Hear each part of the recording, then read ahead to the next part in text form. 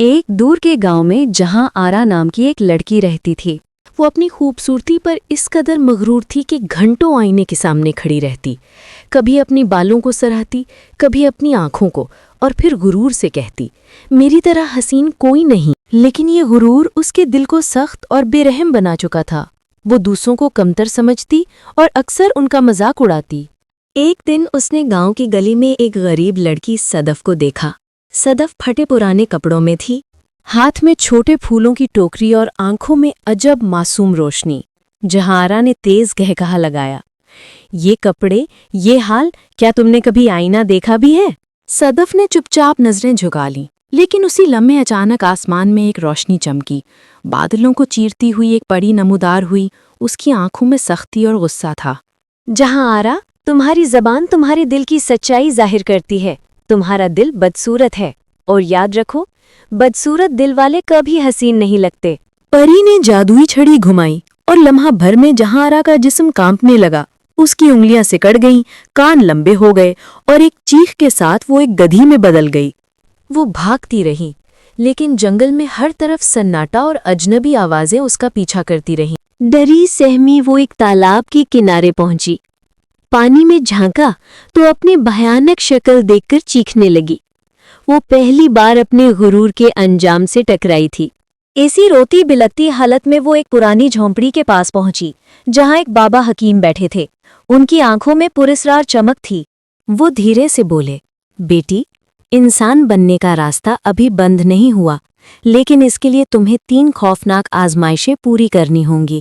یہ آزمائشیں تمہارے غرور کو جلا کر خاک کر دیں گی۔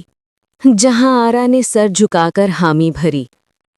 پہلی آزمائش، رات کے اندھیرے میں ایک بوڑھے کمہار عابد کی ہنڈیاں ایک نوکیلی اور پتھریلی پہاڑی پر پہنچانی تھیں۔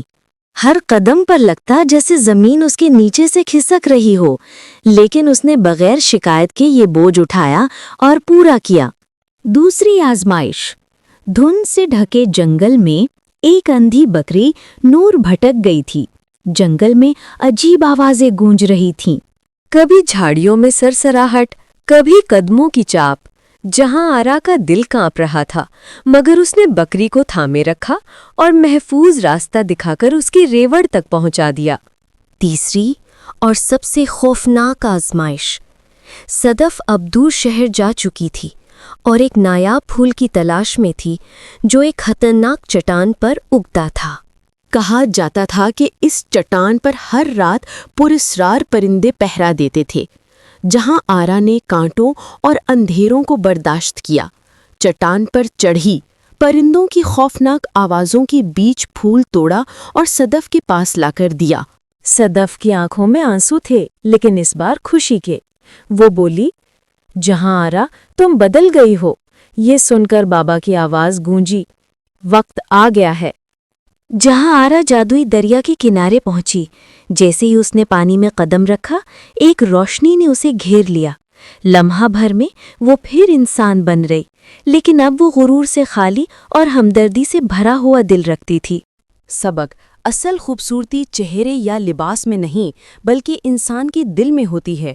غرور انسان کو ذلیل اور تنہا کر دیتا ہے، لیکن عاجزی، ہمدردی اور دوسروں کی مدد انسان کو عزت اور حقیقی حسن عطا کرتی ہے۔